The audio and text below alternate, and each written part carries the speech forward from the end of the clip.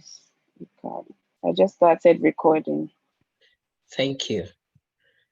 Thank you very much, and thank you to all the participants and organizers for this invitation. And today I want to talk about engineering diplomacy and the crucial role that female engineering practitioners can play using diplomacy. So this is the topic I came up with when I was told that this day was to celebrate women in diplomacy. I would like to start first by just going through general areas. Somehow my screen is not moving. Let me see if I can get it to progress. Okay, good. So this is going to be the outline of my presentation. I'll just start with a few slides. I just want to go through what diplomacy is, the relationship between diplomacy and engineering, and then look at the kinds of skills that women need to develop, and then finally give you some examples from my own experience. And so let me start. The first part of it, I'll just go through the definitions before I go into my own experience. So what is diplomacy? Generally, when we think about diplomacy, we are thinking about the first definition that I've got there, that it's the profession, activity, or skill, excuse me, of managing international relations. And typically, that will be by a country's representative abroad. So your ambassador abroad, you recognize that they deal with diplomacy. It's also considered to be the art and science of maintaining peaceful relationships between nations, groups, or individuals. But the definition that I find most relevant for today's talk is the art of dealing with people in a sensitive and effective way. So that is the kind of diplomacy that we are talking about at the moment. And so what has diplomacy got to do with engineering? The relationship between engineering and diplomacy may not seem very obvious at first sight, but when you carefully examine what diplomacy is all about, it becomes very clear that engineering is often the bedrock upon which diplomatic efforts are built. And this is particularly so when it comes to the petroleum sector. We hear of wars and things that are fought, and the reason being maybe a country has a lot of petroleum resources and things like that. So petroleum engineers play a very critical role when it comes to developing and implementing technologies and practices. They also provide technical expertise and the data that informs diplomatic negotiations. I recall several years ago when Condoleezza Rice was made Secretary of State in the Bush era, and people were wondering, oh, why her? And what had she brought, to the table? And I recall that one of the things that was said about her was that she had written a paper in which she had identified West Africa as a source for petroleum resources. And she had urged that the US look closer, look more at West Africa and leave the Arab nations, alone, because it was becoming more difficult, to engage them and get the petroleum resources that the US would need. So at the end of the day, it was some perhaps petroleum engineers and other technical people within the field that had provided that data that showed that West Africa had, sufficient petroleum resources that the US may be interested in. So there are all these subtle reasons why engineers get involved in or need to get involved in diplomacy. And the truth is that diplomacy is an essential skill that all engineers need to master and engage in if we are to achieve the successes that we are looking for. We are looking to address our current and future challenges, and these will include economic growth, sustainability, safety, security, resilience, and so on. And a lot of these things you'll find at the end of the day, you need to have diplomatic skills, not only your technical skills, if you are to achieve them. In the petroleum sector in particular, we are talking about exploration, extraction, and production of gas and oil resources.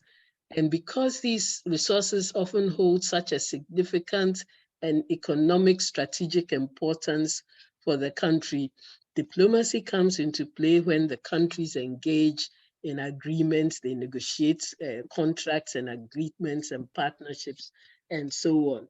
You recognize that a lot of the exploration and production in Ghana is done by companies from abroad, and you have people from all over the world participating in the sector. We have international cooperation agreements. Sometimes we have to talk to our neighbors about cross-border things like gas pipeline, oil, and so on. Sometimes you can have joint exploration projects. And so all these are areas where you find engineers involved, and they need to have the diplomatic skills to be able to engage in the kind of diplomacy that is needed. When we talk about energy security, we often need to look at our oil and gas reserves, and it's very vital for our energy security. And diplomatic relations, like I mentioned before, are often influenced by energy-related considerations. I look at Ukraine and Russia and Germany and what is happening and how they are using their oil and gas reserves to, engage in a war, cutting off the gas supplies to Europe when Russia feels like it, and using all sorts of explanations. At the bottom of it, you will have technical people who are involved and who need to understand the issues and maybe from time to time be engaged in the diplomacy that is needed. And then, of course, we are talking now about energy transition. As the world moves towards a more sustainable and low carbon energy future. Here again, engineers, and especially in Africa, we need engineering practitioners within the petroleum sector to be able to engage in the right diplomacy, be able to give the right data and information to those who go and negotiate on our behalf about what we should do and how we achieve this low carbon energy future. We know what we can do and what we need, perhaps better than politicians and so on. And if we are not careful and we are not engaged, we may go and agree to things that will not be beneficial to us. So these are some of the areas. Another area, of course, apart from the sustainable energy transition, is also environmental considerations. We are engaged as a country in coming to agreements. We sign these agreements all to be able to address environmental issues and environmental concerns. And we would often need to engage others in negotiations that are related to this. So these are some of the areas that we need, especially those within the sector, need to be aware of. But there are many, many more. I've highlighted those maybe bigger issues and obvious issues. But the issue about skills and so on that we need to develop, it's not only for the bigger issues. Even within our workplaces, we have people with different cultures and so on working there. And we need these skills to be able to maintain harmony and achieve the kinds of results that we are looking for at our workplace. So I've highlighted a few of the skills that we need to develop as women. And these are also skills that in general, women are believed to be a little better at and to be good at. And we need to be aware of it so that we improve on these skills and use them to the benefit of the society. So we can talk about effective communication skills. This requires active listening. It requires people being empathetic and having the ability to build a rapport with those who they are dealing with and be able to bridge differences and build trust and foster understanding amongst the different stakeholders that you meet. If you talk about collaborative leadership, women are supposed to engage more in collaborative leadership, which involves leadership of the style where they emphasize cooperation, consensus building, and inclusivity, not the kind of leadership where the leader, more or less does everything by themselves and everybody just follows. So also we have cultural sensitivity and empathy. This is another skill that we need to be aware of and try and build. Everywhere we go, everywhere we are, you will find cultural differences with people from different cultures and backgrounds. Even when we are all from Ghana, we find that we are from different cultures. Some may come from one region, some may come from one school, some may come from a different work environment.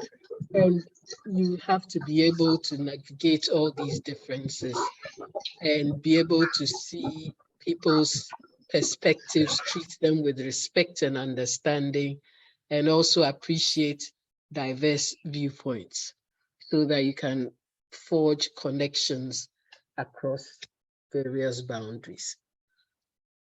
Then we need skills in conflict resolution and mediation. Everywhere you go, there will be some occasions when there is conflict, and you need to be able to navigate these areas. You need to be able to empathize, first of all, and then mediate and find common ground.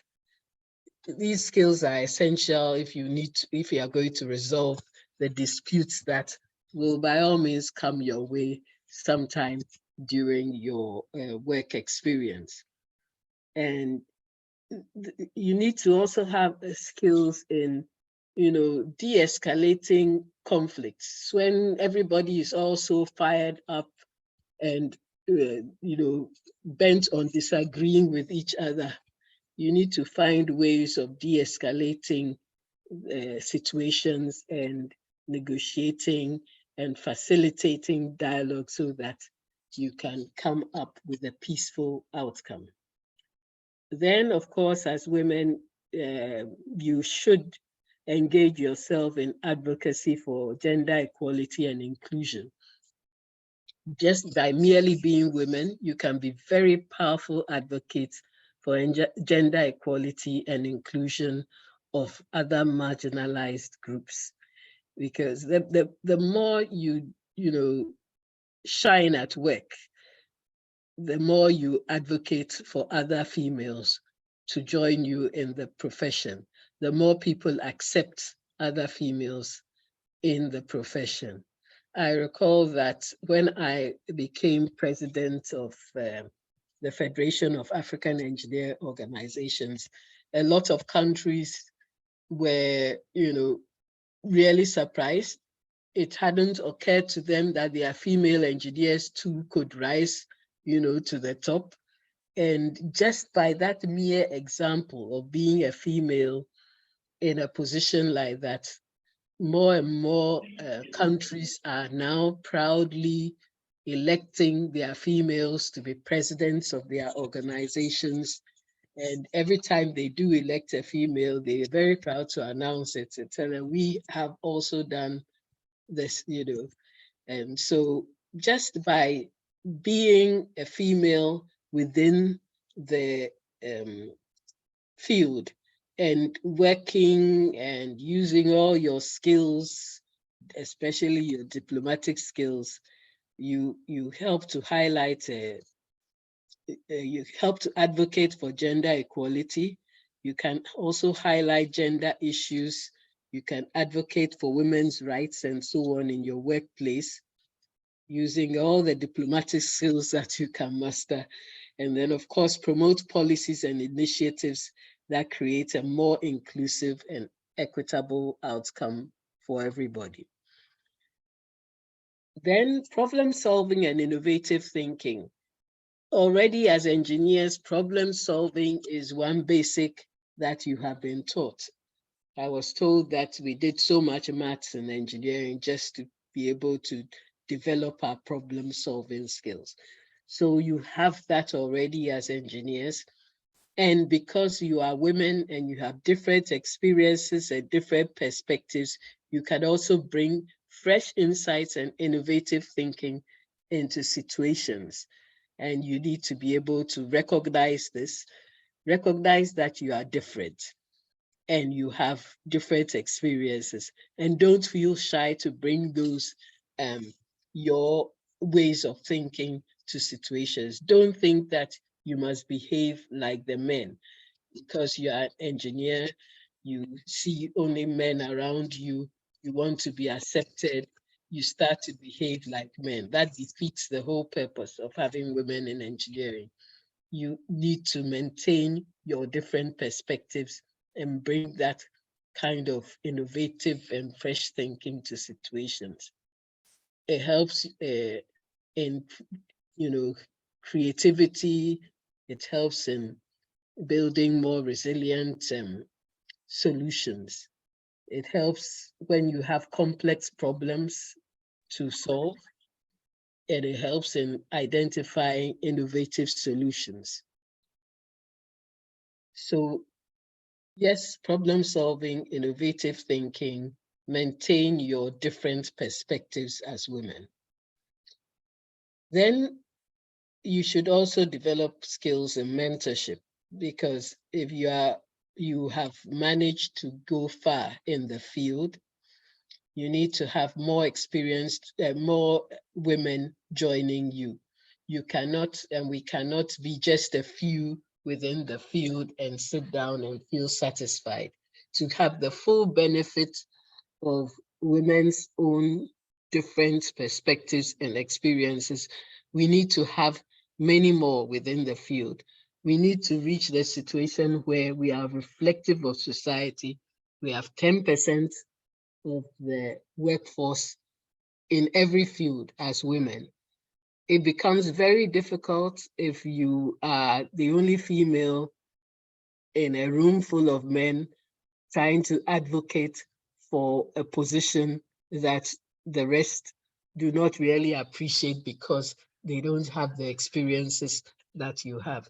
Yes, the few within the field, as I'm sure many of you are aware, are doing that, and they are doing that to the best of their ability. But it would be much easier if you had to do that kind of advocacy in a room that was more balanced and you had more female engineers joining you and appreciating the new perspectives and so on that you want to bring to the solution.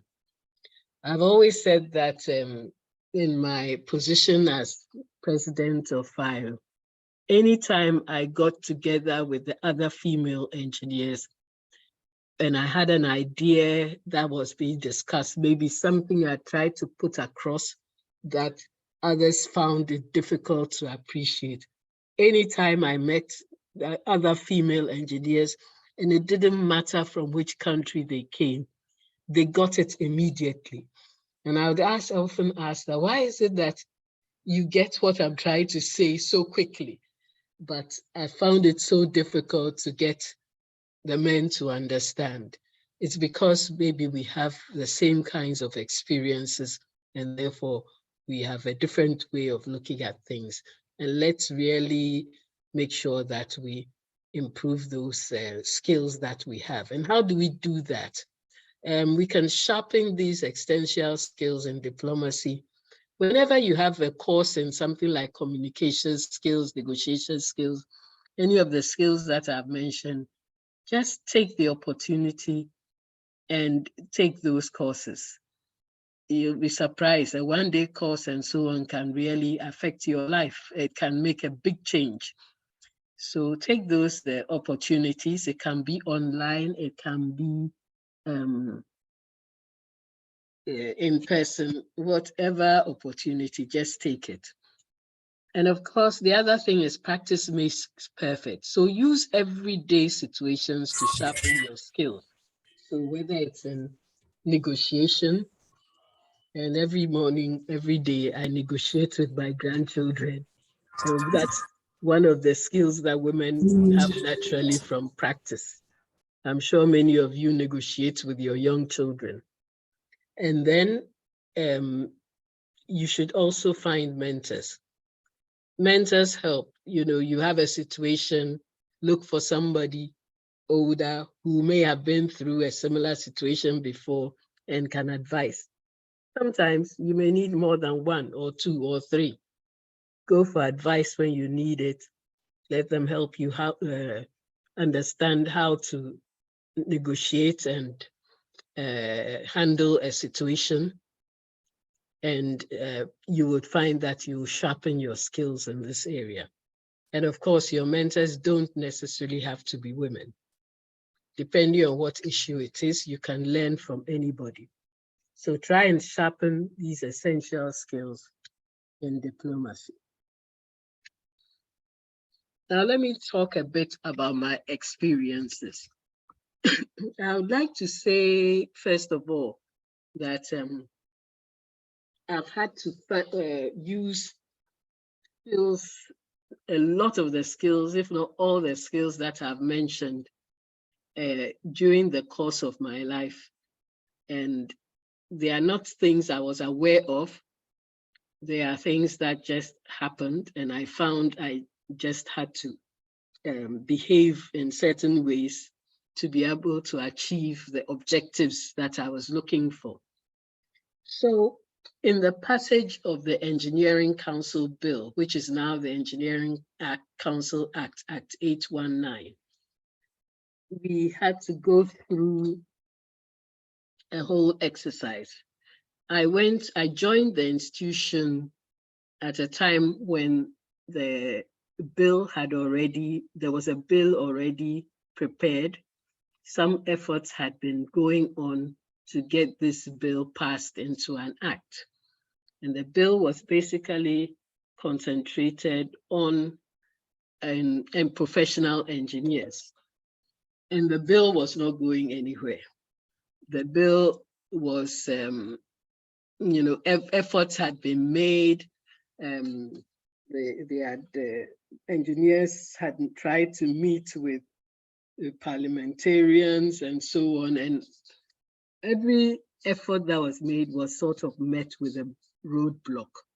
It was exactly the kind of situation that needed all the diplomacy that you could muster.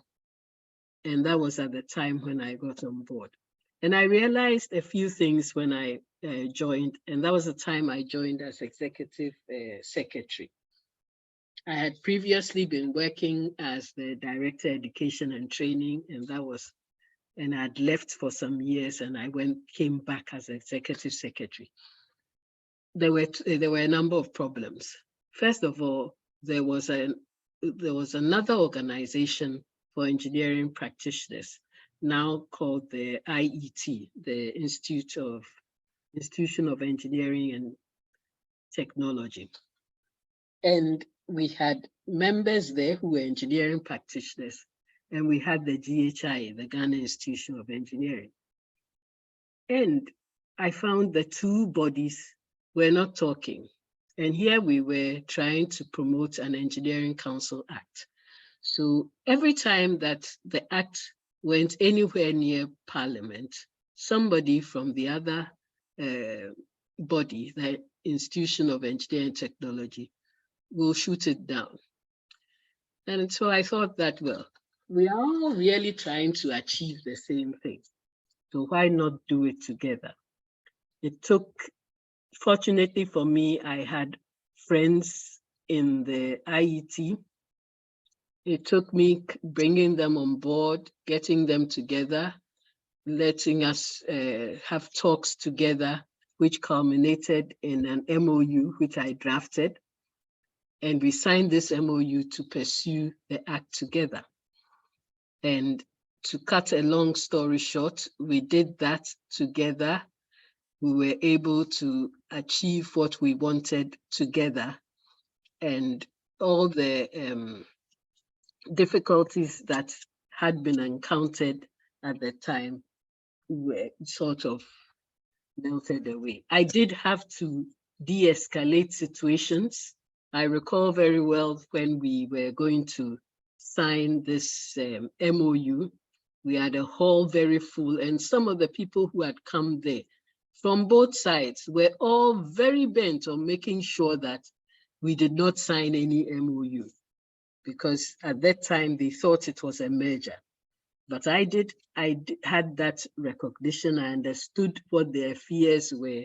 And so I had made sure in drafting the MOU that the very last line said very clearly that this is not a merger. This is merely an agreement to cooperate. And so all the objections were raised, after the MOU had been read, and they were all geared towards the fact that we shouldn't merge. And so I was able to repeat that line to them, and all the opposition melted. We had agreement and we moved forward. So you really have to use skills. Every time we met, of course, we were able to do little things like giving lunches here and there. Generally, we made sure that by the end of the day, the two teams were friends, and that really helped, and we were able to work together. Then my presidency of FAIO, this presented several different challenges. I may just mention a few, but FAIO was had as its strategic goals: 1, advocacy for engineering; 2, building competence in engineering, so competent engineering practitioners and firms; 3, encouraging innovation; and 4, building a strong secretariat.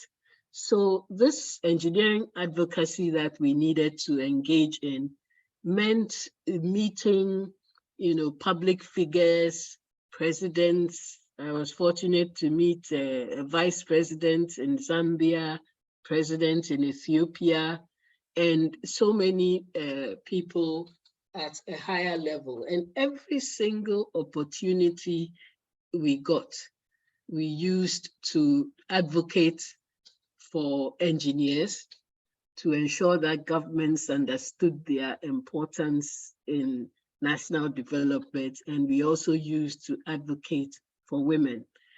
And that required using all our diplomatic skills. It required understanding people's cultures, knowing how to dress with certain places, because you would not generally go and wear something that people would consider inappropriate in a particular country and go and meet their heads and then expect to be listened to. So it required, having applying all the diplomatic skills, appreciating people's cultures. People are very, very happy when you are able to appreciate their cultures and the way they do their things, their food, and so on. So those were some of the challenges that we had. And of course, these are just pictures of several of the visits. There were so many to different countries and so on. Of course, the other thing I said was that we did our best to highlight the role of women in engineering.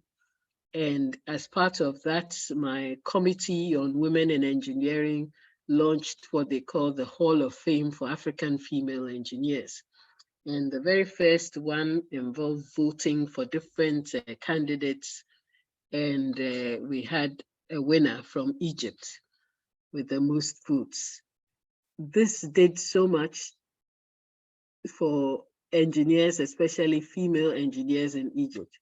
And to give you an understanding of the difference that it made, before we started this voting, the women engineers had proposed voting for the winner.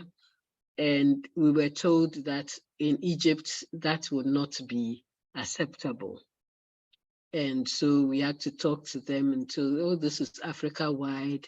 This is the way it will go, explain things and so on, what it will mean.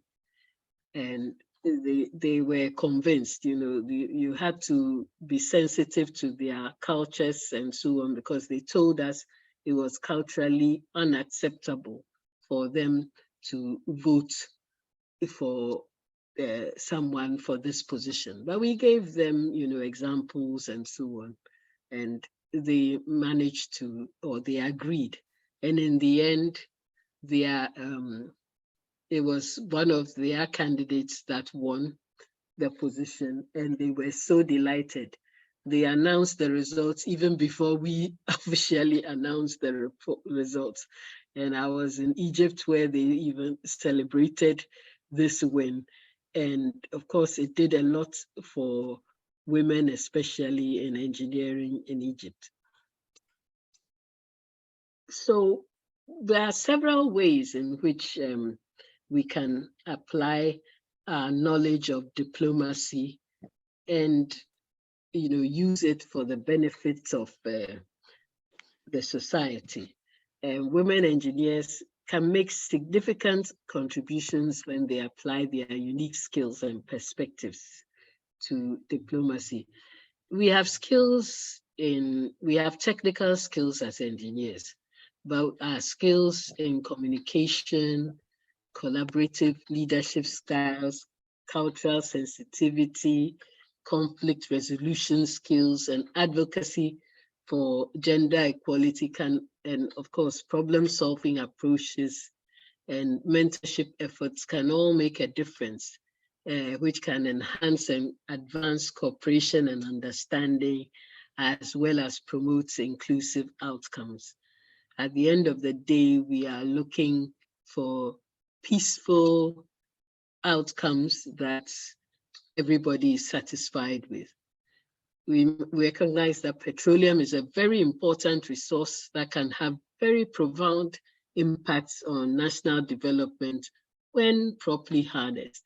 And therefore, women in the sector must be encouraged to develop and employ not only their technical skills, but as their diplomatic skills as well, to ensure that we derive the full benefits from the petroleum resources that we have.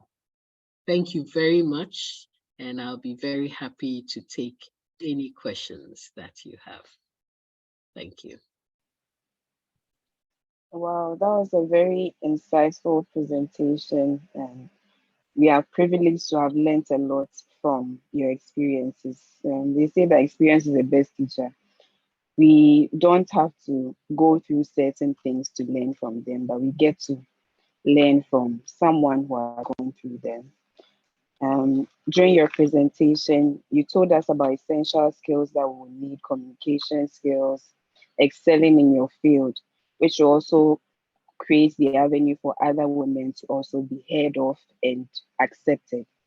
And you talked about consensus building, problem solving, innovative thinking, mentorship, and empowerment.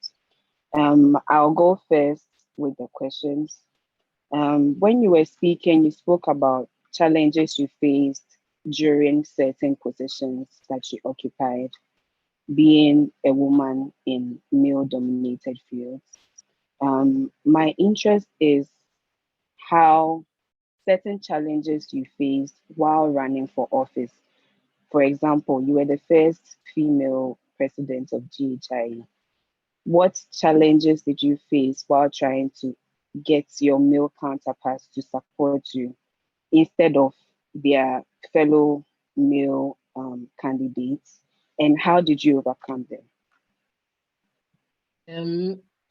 Thank you for the question. Let me say I had an unfair advantage when I was running for president of GHIE. Unfair advantage in the sense that I had been director education and training for a number of years. I left and then I'd come back to executive secretary for about 7 years and I had left. During those periods, I was able to interact. I interacted with so many engineers. I actually kept an open door policy during those years. Open door literally meaning my door was open and anybody could walk in at any time and to come and talk. And I also cultivated student membership. So I mean, so many around those people who were voting around that time, they either knew me as students or I'd signed their papers for them.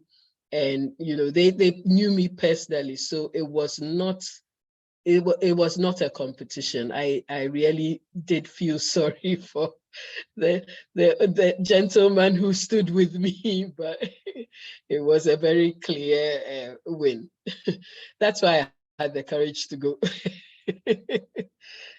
So that was it. I did not have that kind of difficulty at all. Yeah. Have I answered all your questions? Yes, please, you have. I'm just trying to get the questions in the chat box. I see that people have put questions here.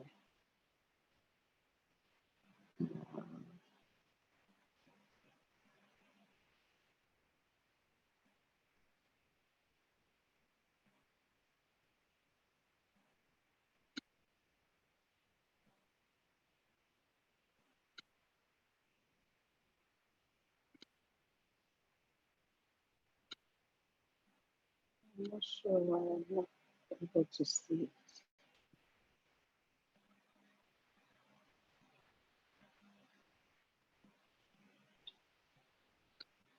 Please, if you posted a question and you're on, can you please unmute and read out your question? I'm not able to have access to the full chat. I'm not sure why. Okay. Hi. Thank you so much for the this presentation. My question is how you're able to juggle all these big positions with family life. What are some of the challenges and how did you overcome those? Because a lot of us also have families and then we're also going up the ladder. So we would like to hear from you how you're able to juggle all this and yeah, thank you. Okay, thank you. Let me first of all say that it wasn't easy. And it wasn't easy at all. The way I was able to do that, number one, I had a very supportive husband. Number two, I had to get help as much as I could. When my daughter was very young, I put her in a creche. And then later on, I had help. People, I had maybe nannies and things who helped. Right now, even right now, where I don't have young children, I have my grandchildren around, and I still have to juggle with my daughter because she also gets busy. So what I find very helpful is it takes time, but when you find somebody good, you try and treat them very well so that they stay and they help you. That's about the best advice that I can give. And of course, you may have to look at the kind of job you are doing. I was working first at AESL when my daughter was born, and I found out that it was a bit difficult, juggling the kind of work I was doing at the time. So I changed jobs and got something that allowed me to, have more time with her and so on. Then when she was grown a bit, I was able to change jobs again and do something else. So it's not easy. You need help. And when you do find good help, make sure that you treat them very well so they stay as long as you need them. Thank you. Okay, thank you very much. Sheena, do you see any questions from your end? No other questions from my. I don't see any questions in the chat board, unless maybe they sent it to you directly. I will not be able to see it. No, I don't see anything here. I saw yours come through, but I just couldn't read it after I came through. I don't know why. Ah, okay. Yeah. Okay, so I'll move on to my next question. This question seems to be for me, so I'll just take advantage of the opportunity. I graduated KNUST, and KNUST is male dominated mostly because of the programs offered there. And I realized that, well, even till now, there has been no female SRC president. And this is because some of the males vote for men or males because they just are biased towards males because I'm a man, so let me vote for a man. Other people also are of the opinion that they wouldn't allow a woman to, be the boss of them or to lead them. I know you said that per your experience, you did not really encounter this because you had already served and proven yourself in several capacities before you ran for office. For young females or for other people who have not had that opportunity and are coming in fresh as everyone else, what advice would you give to such people? I've not had the opportunity to prove myself, but I know I have the potential. What would you recommend I do? What skills would you recommend I practice or apply to get where I want to get to? Yes, okay. So that's a very good question. I think that you need, first of all, to make sure that you get closer to people. So you are going for a position. People need to know you. They are not going to vote for somebody they don't know. Therefore, you don't make the kind of mistake that some of us made when we were in school, keeping to ourselves, only looking at our books, and that's it. No, you need to be sociable so that people get to know you. You need to move around the right circles. You need to be very, very deliberate, extremely deliberate if you are going for a particular goal. I told you that mentors, you can find mentors in all shapes and forms. And there's one particular person that I have, worked with and watched and so on during my time as president and even before that. And before he does something, he may be explaining to you why he's doing that.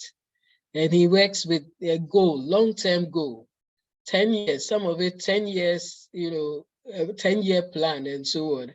And I've watched over the years the plan fall in place. There are very few people like that who think so strategically. When you are going for a position, you have to be very strategic. You have to, take the time, build the right relationships, build the friendships that you need so that by the time you actually put yourself forward for a position, the people who matter know you and will be able to tell everybody else that, oh, this person is, appropriate for this position. I've seen people, young people now, who are aiming to be president one day. And they've already started strategizing, and by the kinds of friendships they are building now. I will not be surprised at all 10 years, 20 years time when I see them standing as presidential candidates. So we need to be deliberate. It wouldn't happen just like that. If I may add, even my becoming president of FAIO was not my doing. And it was part of the strategic plan of others to make sure that I became president of FAIO. It's only later on that they told me, and later on I realized why. Because they looked and they took the view that having a female president of the body would raise the body's image to a certain level. It would also help to attract funding and so on and so forth. So in everything that you do, especially if you are going for a position, you need to be strategic and make sure that you make the right friendships, and you make sure that people get to know you in the manner you want to be known. So I hope that answers your question. Yes, it does. Be strategic and make the right friendships. This reminds me of the advice you gave me when I told you I was now in graduate school. Normally, someone would tell you, study hard, do this, do that. But she just said, make friends. And that's like the most practical advice you'd ever get. Because, yes, if it was just to study, I could have sat in my room and done it online. But at the end of the day, what you're really looking for is the network. Yes. So thank you very much for this nugget. Does anyone else have any questions to ask our guest? Yes, Sheena here again. So, Sheena. you know, we always hear about the mentorship thing, and which you also mentioned again. But in the last couple of years, I keep hearing about getting a sponsorship, especially within your organization.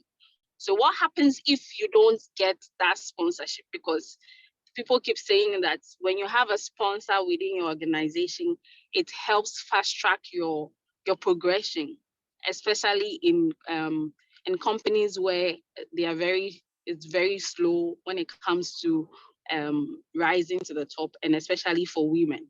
How very important is it to get a sponsor aside from having a mentor?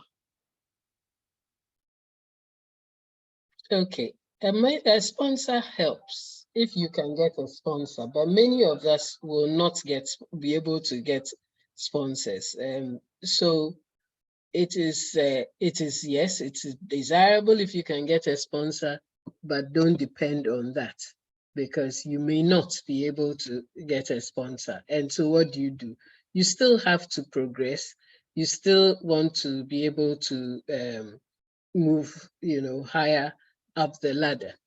And you may have to do it by the way you tackle your work and the way you shine at work and how hardworking you are. Sometimes even that is not enough, because the people who are at the top who should enable your progress may have, different ideas and may not even want you to progress. So what do you do in a situation like that? Sometimes you may need to move. And I think that as women, we find it more difficult to move and change jobs than the men do. I have a young nephew, and he's been moving from job to job, and each job takes him higher up the ladder. And that's the general teaching abroad, that you move. If you want an increase in your salary, you move. We don't have that in Ghana, because even to get a job is a problem. So once you've got it, you hang on to it for dear life, whether people are treating you well or not. But sometimes it may be wise to look for other opportunities if you find that you are being blocked in a particular area. I just hope that your sector is better than others and there are more opportunities for work. But it's certainly worth looking, at. So that's what I'd say about that. A sponsor is good if you can get a sponsor, but it's not the only way, and it's may not be so easy for everyone to find a sponsor in their workplace. Thank you. I hope I've answered your question. Yes, please, you have, and it was right on point. Thank you so much. Thank you. Okay, thank you, Sheena. Are there any more questions, please? Okay, since there are no more questions, today has been very informative, very practical, very insightful, and it's perfect that today comes after the day. Today is the day that comes after the day for women in engineering, and today we learned about the relation between engineering and diplomacy, and we've also talked about certain challenges women face. And okay, there's a hand up. Matilda. Yeah. Hello. Yes, please go ahead. Please, I think currently I am an engineering student, and today is my first time. I even saw it on somebody's status. Today is my first time hearing of SPE. So please, can I know a lot about it? Since this is the platform that will, give me the opportunity to get to know.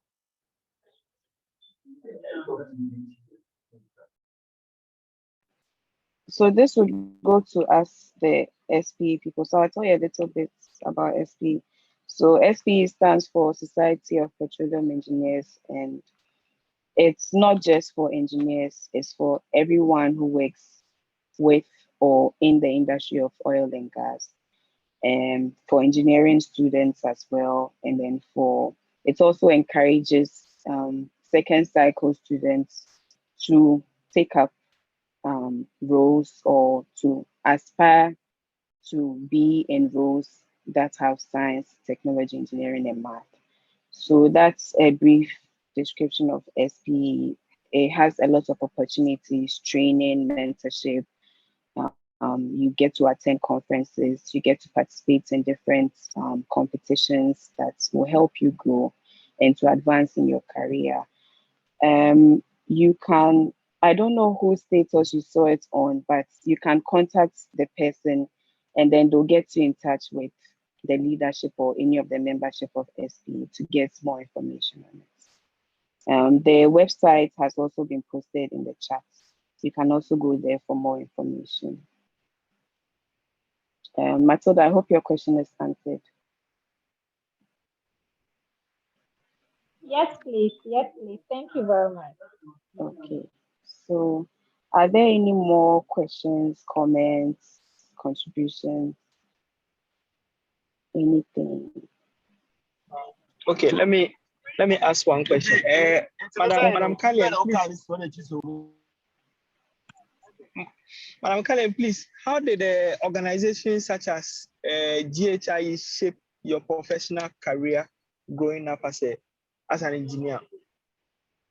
Okay, let me say that as soon as I started working, I started engaging with GHIE. And therefore, I started attending seminars, talks, lectures, and so on. And I must say that some of the seminars I attended were very, very influential in shaping the way I did my work. I recall communication skills, for example, was one seminar I attended, and it was really, I found it very, very helpful. Other seminars on project management, construction management, and so on were all very good. Finance for engineers and so on. And of course, as Director Education and Training, I had, of course, the pleasure of organizing these seminars, and I made sure organized seminars that I would find very useful myself and attended these seminars. So all this helped to shape my career. Then, of course, engaging with GHIE, I made friends. I got to know other engineers. I was at a disadvantage, and my husband always told me that, oh, you have a very big disadvantage because you didn't go to school, university in Ghana. So you don't have the network and you don't have the friends that others have. And through the GHIE, I was able to make up for that deficiency and build the networks amongst the other engineers and so on, which I wouldn't otherwise have had. So I think that GHIE in those ways has helped to shape my career a lot. Thank you. All right, thank you very much. I asked because I met you on an SP platform in Nigeria, and I think even the Nigerians even appreciate you more better than that. Is that the case? I'm sorry, I didn't hear you very well. I mean, yeah, I first heard of you in Nigeria when we attended NIES last year. Yes, and then it seems even the Nigerians even hear more of you than we the Ghanaians. And I'm asking if that's truly the case. Well, let me say that I don't know if they hear more of me, but certainly they were very enthusiastic when I became president. And in fact, it was Nigeria that proposed me for the presidency. At the meeting where I was elected, it was Nigeria that proposed, and I believe Kenya also that seconded. But I was very surprised when Nigeria proposed me for president. And they have been very, very supportive. And so maybe that is why. And of course, the Secretariat of the Federation is in Abuja. So that may also be the reason why. All right, thank you very much. Thank you. Thank you very much, James. We have a comment here from Dufi Boachi. She says, thank you very much for the seminar and great presentation. I'm a technical advisor working in project management and currently working on a project in biomedical engineering, yet all the skills are related and applicable. So that goes to our speaker today. She really appreciates the presentation. So Mafo says, very insightful presentation. So I guess there are no more questions or comments at this stage. We are getting towards the end of our session today. We've learned so much, to be honest, so much practical stuff that we will need in our everyday life. And we are so grateful to you, Mrs. Carleen Bushdeed. I'm sure we will be reaching out to you again. Someone wants your number. Is that possible? You are welcome to have it. Okay. Yes, so I'm sure we'll be reaching out to you again. And thank you very much, our lovely audience. You've been so great. This session has been interactive and it's all thanks to you. Just a few announcements before we go. Please watch out for our monthly technical sessions, SPE monthly technical sessions. The flyers will come out and the details, dates and times will be on it.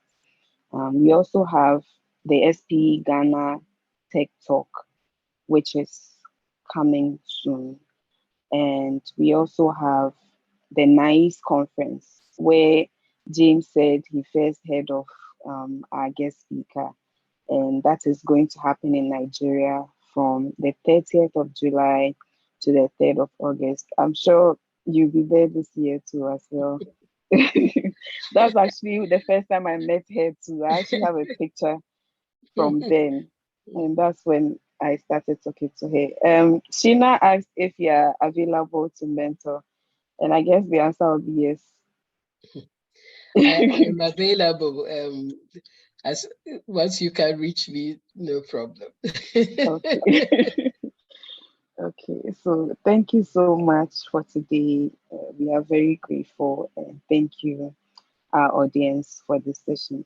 Matilda, you can stay on, and then I'll give you my contact, and then we can take it from there. So I hope we all have a good evening, and thanks once again. Thank you for having me.